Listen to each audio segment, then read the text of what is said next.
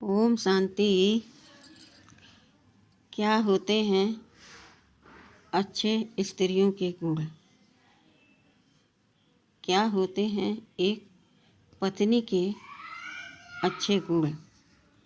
कौन कौन से गुण पत्नी में होने चाहिए? सबसे पहला कि पति कुछ कह रहा है या सास ससुर कह रहे हैं तो हमें उनका जवाब नहीं देना चाहिए,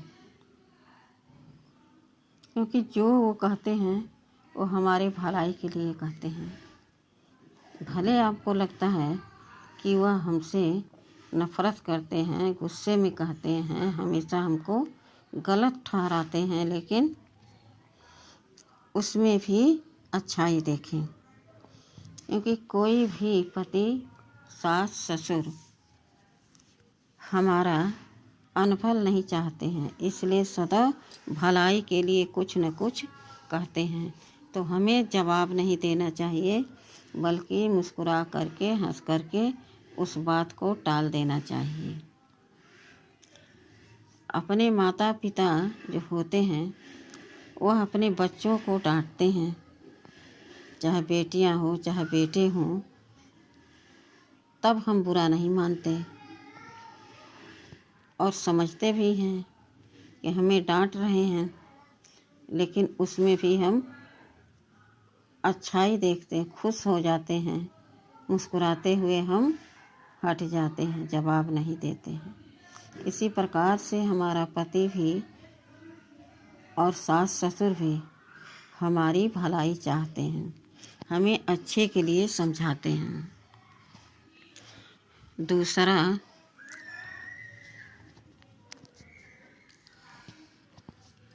कि घर में पति कमा करके ले आ रहा है 1,50,000, 25,000, 5 रुपया 5 पैसा जो भी कमा करके ला रहा है और हमारे हाथ पर रख दे रहा है, तो हमारा यह कर्तव्य बनता है कि ये हमारा विश्वास देखने आए हैं, हमें अपने विश्वास को तोड़ना नहीं है। इन्हें विश्वास करना पड़ेगा कि हमारी पत्नी एक अच्छी गृहिणी है। पत्नी का दूसरा नाम, दूसरा रूप लक्ष्मी है। तो लक्ष्मी का कर्तव्य होता है कि लक्ष्मी को यानी धन को संभाल करके चलें। कई पत्नियां होती हैं और पति कमा करके सीधे ले आकर के दे देते हैं। पत्नी उसको तो रखती है, हिसाब से घर चलाती है, लेकिन मायके जाती है सास ससुर से सबसे पूछ के, और जब आती है तो उसके माता पिता भैया भाभी जो भी 2-4 रुपया पैसा देते हैं उसको वह संभाल करके रखती है। जब कभी ज़रूरत पड़ जाती पति को कि आज तो मुसीबत आ गई या कोई सामान लेना है,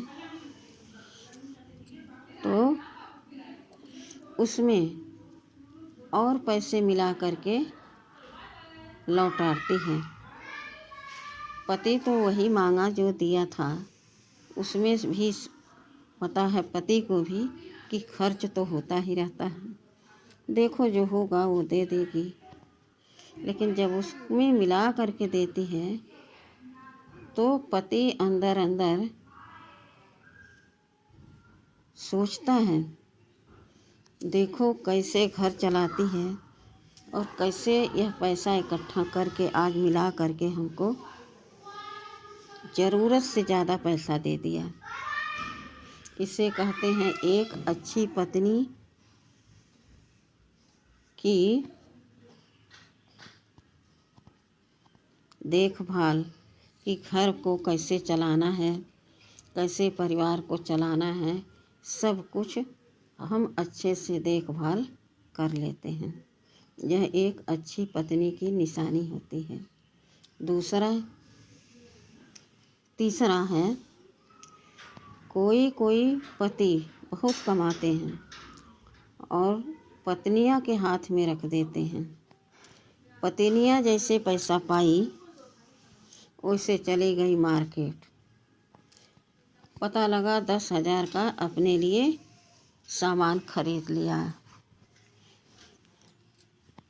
कपड़े लत्ते मेकअप जो भी समझ में आया वे फजूल खर्चा करके आ गई। पति तो दिया कि जोड़ करके रखेगी, औरतन का यह काम होता है कि जोड़ जोड़ पैसा रखती हैं। लेकिन इतनी खर्चीली पत्नी कि बिना पति को बताए बिना पूछे 10,000 का शॉपिंग कर आई। और जब किसी काम पर पैसे की ज़रूरत पड़ी और पति ने कहा तो फट से जवाब दे देती है, खर्चा नहीं है घर में क्या? खर्चा होता रहता है। बिना खर्चा किए खर्चा कैसे चलेगा, कैसे काम होगा? अब तू मैं चालू हो गया। पति सोच रहा है कि एक एक पैसा बचाए तो कुछ काम आगे बढ़े, लेकिन पत्नी सोच रही है कि कब तनख्वाह आए बजट बना के रखती है और 10,000 लेकर के मार्केट चली जाती है और पूछने पर फट से जवाब दे देती है। तो पत्नियां घर की लक्ष्मी होती हैं, गृहिणी होती हैं। तो पति का विश्वास न टूटे, कोई काम आ गया वह अधूरा न रह जाए, इस पर भी ध्यान देना चाहिए घर की लक्ष्मी को, कि लक्ष्मी को बचा करके रखें। जब मर्यादा में रह करके काम करती हैं घर की नारियां, तो घर भी मर्यादा से परिपूर्ण रहता है। चौथा, हर एक स्त्री को क्या होना चाहिए?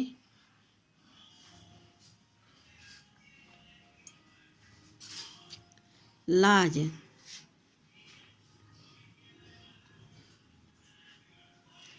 लाज होना चाहिए, शर्म। हर किसी व्यक्ति के सामने बोलना, हंसना, बेवजह बात करना, बिना जान पहचान के बात करना, यह एक अच्छी नारी की पहचान नहीं होती है। अगर आप बेवजह हंसते हो तो लोग कहेंगे देखो बिना काम का हंसते हैं, इनको कोई लाज शर्म नहीं है।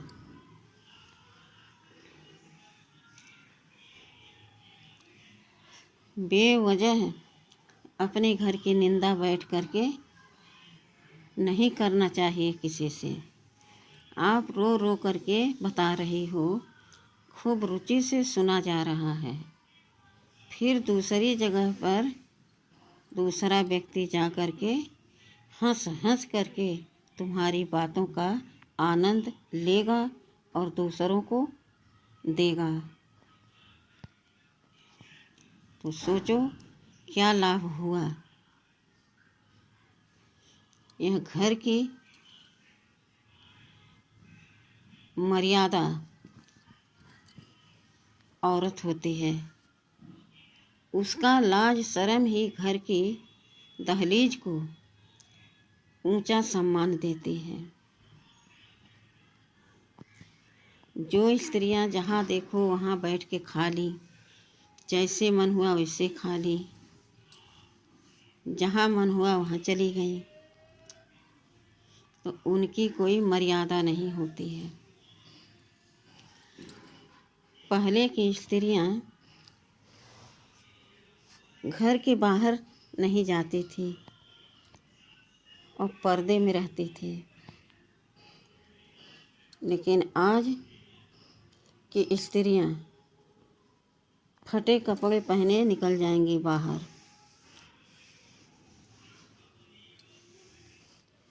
उनको यह दिखता ही नहीं कि हमको अच्छा लोग कहेंगे या बुरा कहेंगे। बस ज़माना है तो ऐसा सब कर रहे हैं। लेकिन ज़माना किसने लाया है? ऐसा ज़माना कौन ले आया? हम और आप।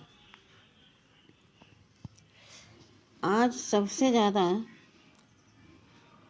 कम कपड़ा औरतें पहन रही हैं। सबसे ज़्यादा कपड़ा आज पुरुष पहन रहे हैं। लेकिन नारी जो अच्छा लगा अपने मन को वही पहन लिया, चाहे फटा हो, चाहे कटा हो, चाहे पूरा हो, चाहे आधा हो। जो उनको भाया वही पहन लिया और घर से निकल गई। सदा याद रखना चाहिए कि हम घर की लक्ष्मी हैं। हमारे रहने से इस घर में रौनक है। हमारे रहने से इस घर की मर्यादा है। और इस कुल की मर्यादा केवल हमारे पर निर्भर है। एक स्त्री ही एक दहलीज की शान होती है। एक स्त्री के ऊपर डबल जिम्मेदारी होती है। वह दो कुल का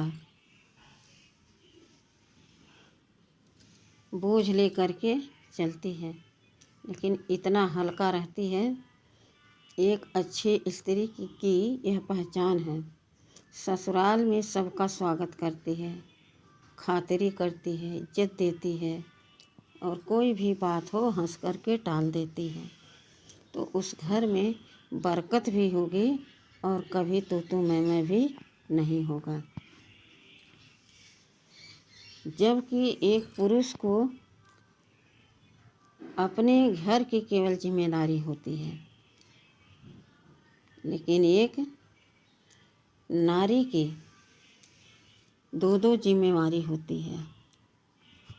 अगर उनसे मर्यादाहीन कोई कर्म हुआ, बोल हुआ, स्वभाव संस्कार के कारण, तो उस घर की मान मर्यादा चली जाती है। और जब ससुराल की जाती है तो जग में हंसाए होती है वह नारी।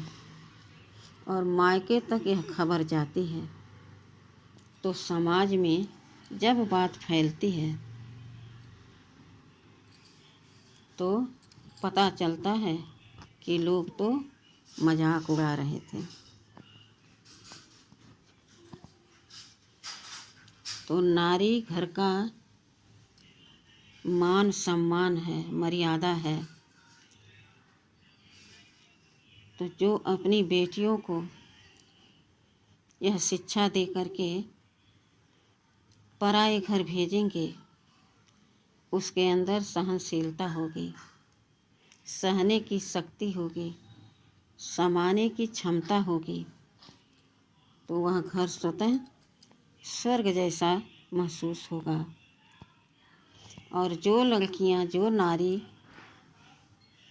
पराए घर जाती हैं, उनके माता पिता बहुत लाड़ प्यार से पालते हैं। मेरी बेटी कुछ नहीं करती है, बड़ी दुलारी है। लेकिन पराए घर गई हैं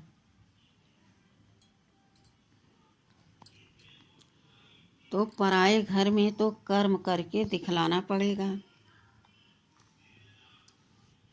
और कर्म में खरी उतर गईं, स्वभाव संस्कार में परफेक्ट रहीं, किसी के बात का जवाब नहीं दिया तो बुरा भी नहीं माना कि मुंह फुला करके बैठ गईं।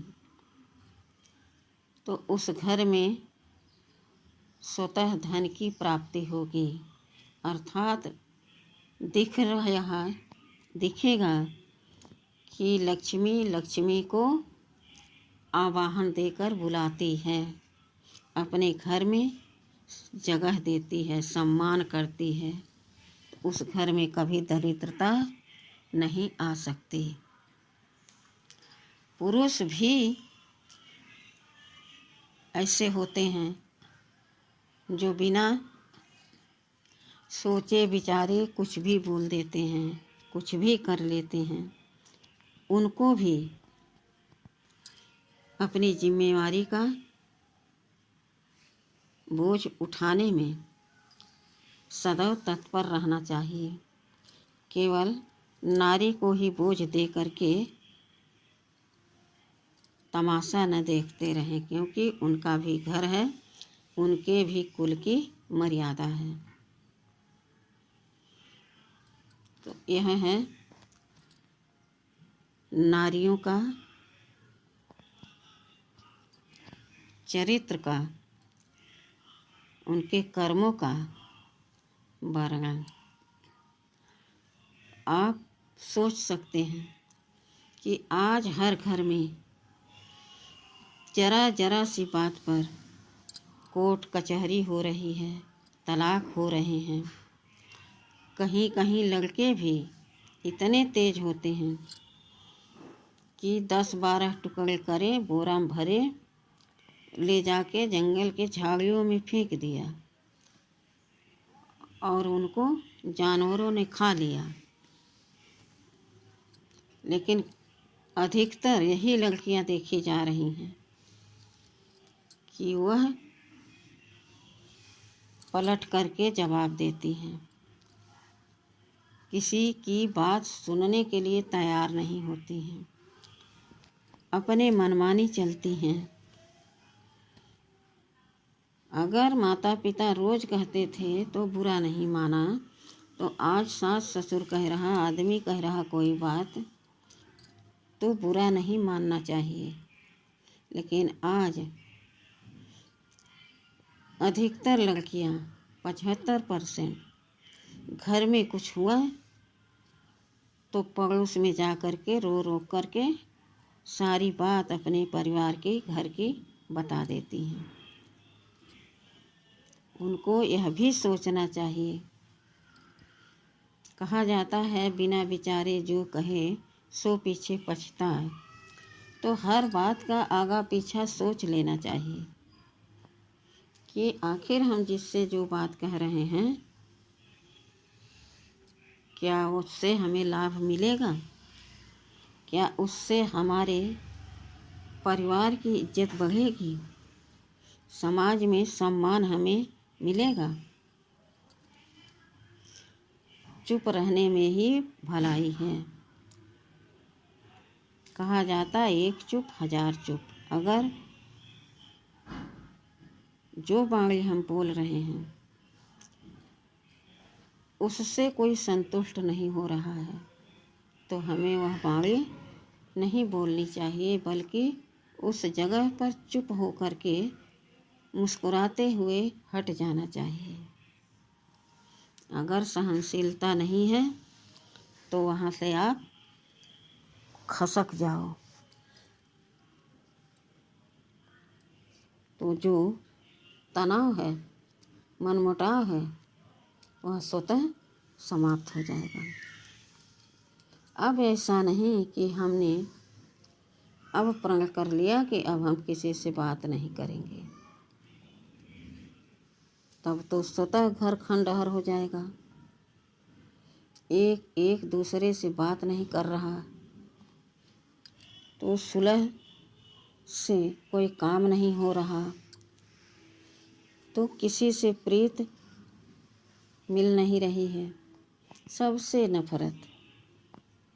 हम नफरत कर रहे हैं, वही दूसरे वाले के पास जाकर लौट कर फिर मेरे पास आ रहा है, यानी वह भी वही संकल्प हमें भेज रहा है। तो ऐसा कुछ करें कि हमें न जवाब देना पड़े और न जवाब लेना पड़े। चुप हो जाओ, हंस करके वहाँ से चले जाओ, उस बात को भूल जाओ, उस बात को कभी फिर रिपीट नहीं करना। कहते हैं मरे मुर्दे क्यों उभारते हो, गड़े मुर्दे क्यों उभारते हो। यानी जो बीत गई सो बीत गई, उस पर चर्चा मत करो। यह है श्रेष्ठ चरित्रवान नारी की इज्जत का सम्मान। चाहे बेटी हो, चाहे माँ हो, चाहे बहन हो, चाहे पत्नी हो, घर की लोक लाज उस नारी के हाथ में सदैव है, लेकिन उसके ऊपर निर्भर है। तो इस तरह से आज जो हलचल मची है, हर रोज़ तलाक हो रहा है, कोर्ट कचहरी हो रही है, मार काट फांसी हो रहा है, इनसे छुटकारा हमें मिल जाएगा। अच्छा, ओम